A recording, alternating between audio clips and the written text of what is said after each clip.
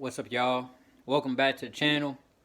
I was supposed to do this video a couple of days ago, but I'm gonna do it right now for you guys, for you players out there, even for parents out there who have young athletes.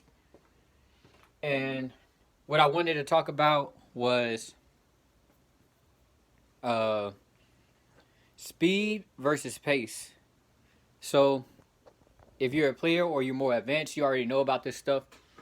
And even if you're not advanced, even if you are advanced, you may not know about it. You may not even realize you're doing it. But I really want to talk about this because I see a ton of athletes when I play in the gym, they don't understand how to have speed at certain times, or when to have speed at certain times, and when to have pace at certain times. So first, let's talk about why you need both and the best way to really implement it into your game to become a way more effective player. Because if you're a guard, even if you're big, but mainly if you're a guard, you need this to dominate in basketball. And when I started doing this myself, it made me 10 times more effective on the court. So first, let's talk about speed. As a guard, one of the attributes you need to have is speed, obviously. Now, you don't need to be the fastest in the world, but you just need to be, fast in general. You don't even need to be that fast, but you need to be fast in general. So, there's guards who are fast, like Russell Westbrook, De'Aaron Fox, Derrick Rose, and then there's some guards who are like slow. Well, they're slow, but they're not as fast as guards like Russell Westbrook. So, like Kyle Lowry, Fred VanVleet, things of this nature. Now, the reason you need speed is to get by defenders quickly, especially taller defenders or bigs in basketball. But just having speed alone makes you a harder person to guard on the court. But the main thing with speed is you need to know how to, what a lot of guards struggle with. You need to learn how to change speeds and learn how to go from slow to fast, fast to slow. A lot. Like a lot. You need to actually work on this skill set, because being able to go fast and then go slow immediately, and then go slow and then go fast immediately, is a skill within itself that you need. So, let's talk about one of the best ISO players ever in basketball. Like, he's basically probably like top 3 at best ISO players ever on my list and statistics or whatever. But the first person that comes to mind is James Harden. James Harden is not the fastest guard in the world at all. He's not as fast as Russ or any of these guys. But what he does well is he stops the fastest. So if he's going full speed, he's the fastest person to stop on the dime. If you didn't know that. I forgot what video I had seen when it happened, but I noticed this too when he plays basketball. He's able to stop on a dime at any time, and he's able to start up real fast as well. He's not the fastest, like blatant speed, but he's able to stop, go, stop, at least as fast as anybody else in the league. Now, the reason this is so effective is because if you're able to go fast,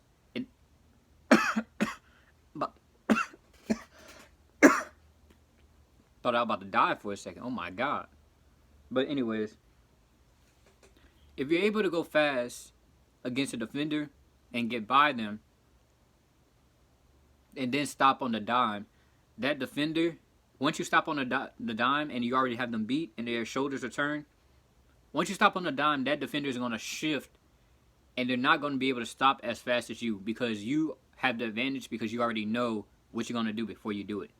So this is why you see people like, who's a great example to use? You see James Harden is a great example. He breaks a lot of people's ankles. A lot of players who use snatchbacks, like Kemba Walker. Kemba Walker's a great example. He's able to run. He's able to go fast, stop on the dime, and he breaks a ton of ankles just with speed like that alone. So that's the major thing you need to know when it comes to speed in general. you need to work on stopping, then going fast, slowing down, going fast, slowing down, and being able to go back and forth between each speed. You need to. I'd rather have someone who can go 70, then go to 30% speed, then go to 90% speed, then go back to 50% speed, because it's going to make the defender, it's going to annoy the defender, because I played against people like this, so it annoyed me when I played against people like this. But I've also annoyed many people by being able to do that as well. So that's the one thing I want to get out to you guys as players. You don't want to be someone like Russell Westbrook. Now, I'm not saying Russell Westbrook is a bad athlete. What I am saying is that Russell Westbrook would be way more effective if he didn't go 100% all the time when going full speed. He would be more effective going full speed than stopping, then speeding up very quickly, then stopping again. So those are just my tips on the matter. Like I said, one of the best ISO players ever is James Harden, and he has the fastest time to slow down when going full speed. I don't know, I forgot what video that said that, but he did have that stat or whatever. Also, Kemba Walker is a great example. And there's many more examples. I just can't think of any right now. So, that's speed. So, let's talk about pace. And once I get into pace, then I'm going to talk about how to implement both into your game. So, the second thing is pace. I don't know what this is on my hand. But the second thing is pace. So, with pace, a lot of players that I see at the gym don't utilize this. And having pace and playing at your own pace is so instrumental when playing a game. So, let's talk about the best players that have pace in the game and are still effective to this day. The number one person on my list that has pace, and the reason why, like 20 years later, he's still effective, I think he's been playing in the league for 20 years, is Chris Paul. Chris Paul has the ability to not only not be the fastest, he's not the fastest guard in the world, he's older than most guards in the NBA, but he's one of the best players or guards at controlling the pace that he plays at. Now, when you think I'm talking about pace, you may think I'm talking about speed or whatever, but it's very different. With pace, it's more so playing at your own speed and slowing the game down for yourself. And you could do this with a variety of different techniques and everything. I'll talk about that. I'll give you like one technique at the end of the video. But Chris Paul knows how to play at his own pace. Now, if you watch any Chris Paul highlights, you will see him use a ton of pick and rolls. Even his ISO plays, he uses a ton of pace. And what I mean by pace is that he's not going 100% full speed. It's kind of like he's gliding and floating throughout the floor while reading the defense and then looking for opportunities to score. Now, like I said, you can see this in a bunch of Chris Paul highlights. Another great player who has pace is James Harden. Like I said, James Harden is not the fastest player ever in the NBA, yet he plays at his own pace. He plays slow, but he's able to be so effective because he could go fast and stop as fast as almost anyone in the NBA, but also he's able to play at his own pace and play slow to his liking, to read the defense, to see how the defender's going to react, things of this nature. Another guard, CJ McCollum. CJ McCollum plays at a great pace, and all you got to do is look at these guys' highlights. But my favorite player, not my favorite player, he's like my third favorite player. My favorite player on this list of people, besides James Harden, is Luka Doncic. So, Luka, he plays at his own pace. I'm not talking about speed. I'm talking about pace. I'm meaning if he's coming up the court, he's not trying to dribble up the court and get there fast. He's playing at his own pace. He's floating on the court. He's just moving on the court. You know, when he does the pick and roll, he's not rushing the pick and roll. He's getting over the pick and roll, but he's taking his time to read everything on the court.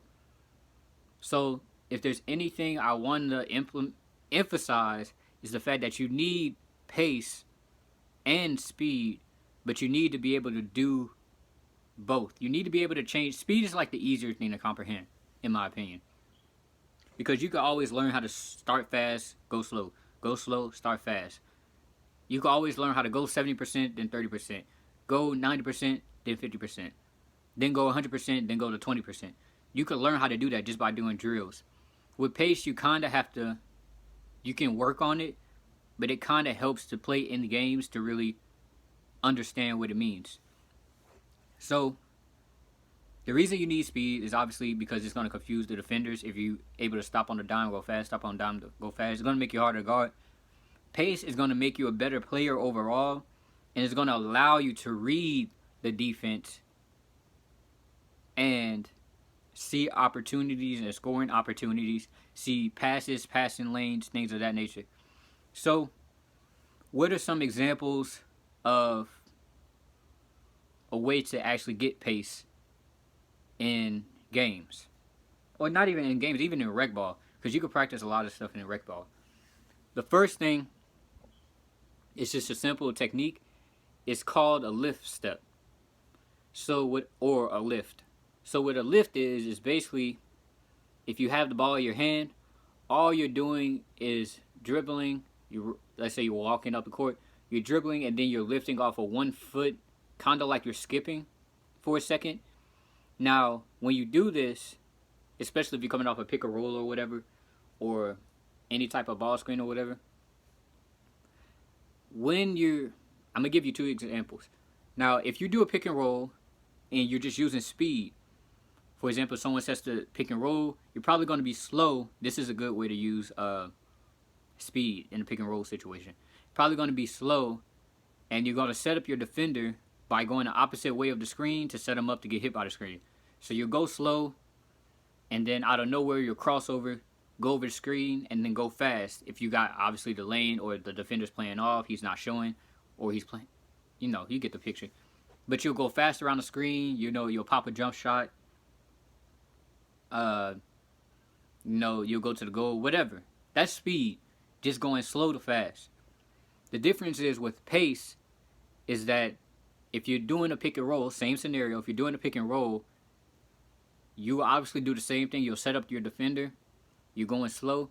But the thing is, once you come off that screen, you could use a lift and kind of skip for a second, and it will allow you to see the defense, see what they're going to do, and also allow the play to develop. Because if you're playing simply off of speed, like the first scenario, you do the cross, you come over the screen.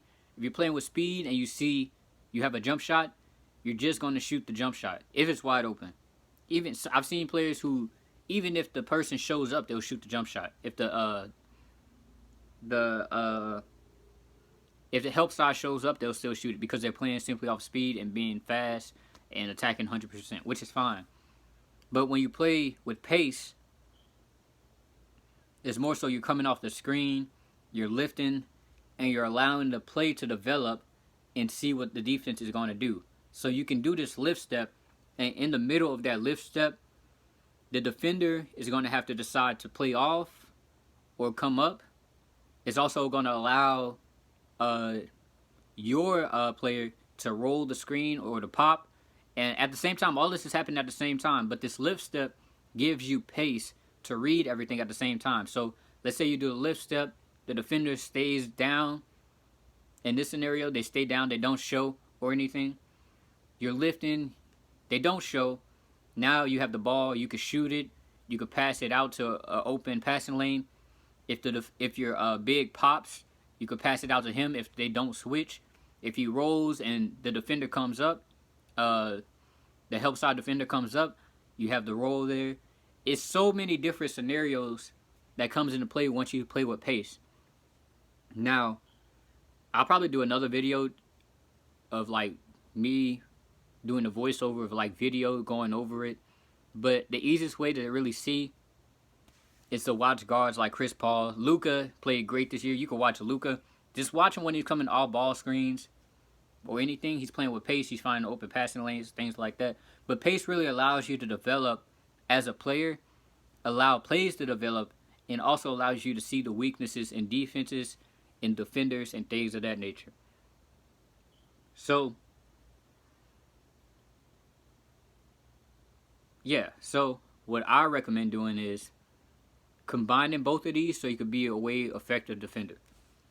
So, for example, I'll give you the example. Not really give you example because I already gave you examples, but I just wanted to make that very clear that pace is different from speed. Pace is different from speed. You don't only have to use. You could use pace at any time. Like I said, these you could use simple footwork techniques to have pace. Uh, yeah, you could use simple footwork techniques to have pace.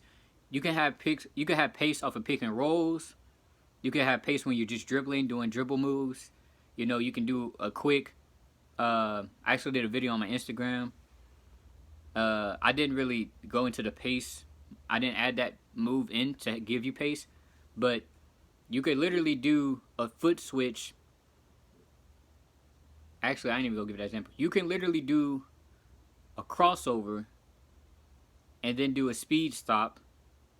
So people know what a speed stop is. You could do a crossover, get by a defender, do a speed stop, which is basically you stopping on a dime, going behind the back, and then as they recover, you could get pace at that moment while they're trying to recover. You slow it down.